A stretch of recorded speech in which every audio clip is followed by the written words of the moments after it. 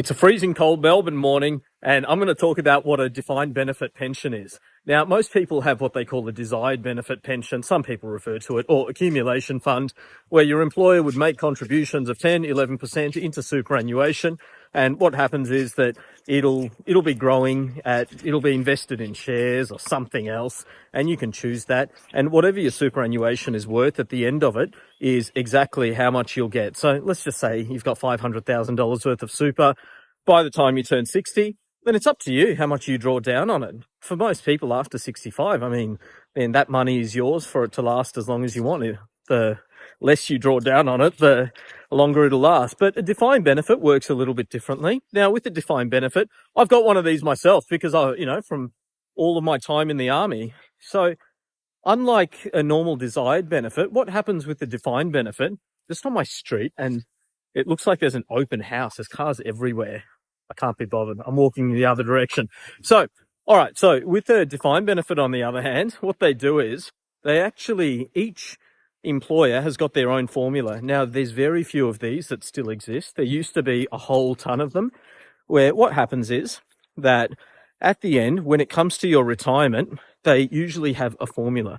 And the formula will be based on how long you work, your years of service, and a final average salary. And there's always other factors that come into the formula when it comes to a defined benefit superannuation account. Now, what happens at the end of this is that with most of them, they will typically determine how much you get paid and from what age.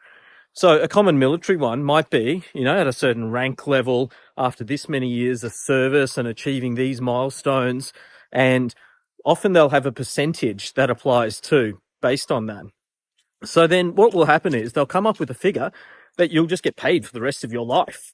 And there's no asset value that attaches to it. So unlike a normal superannuation, where a normal person might be able to just go withdraw $100,000 from their $500,000 balance, someone on a defined benefit, on the other hand, might receive $50,000 per annum indexed for the rest of their life, which means that it keeps up with the cost of inflation, which is everything going up. And it might be 3% in some years, and now it's close to 5 to 7%. So that brings its own challenges. So with defined benefits, you've got this regular income stream going for the rest of your life. And the reason these also don't exist anymore is that they've become really difficult to keep funding, because at the time that these used to be really common all around, every state government department used to have their own. A lot of companies used to run their own, but typically people would work and then they might retire at 55, 60, and a lot of the men would just die within 5 years, and they didn't have to fund them for long.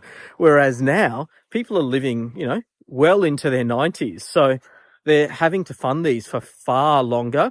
Now, a question that often comes up is, well, what if the person passes away? What if let's just say they've worked their whole life, they've got an amazing defined benefit that's paying them $100,000 a year, and then immediately they have a heart attack the day after they retire?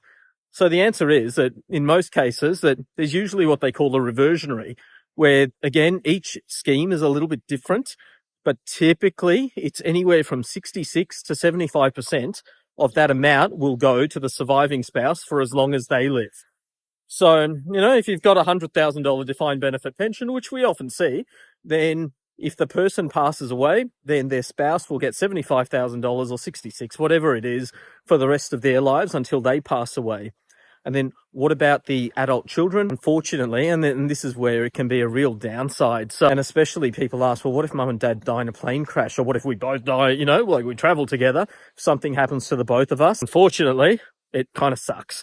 And if that happens, then, it can feel a bit unfair, because people will often receive these defined benefits instead of receiving a big super balance. So in certain schemes, like the military one, you actually have a choice of if you take the defined benefit or if you take lump sums, and there's hybrid.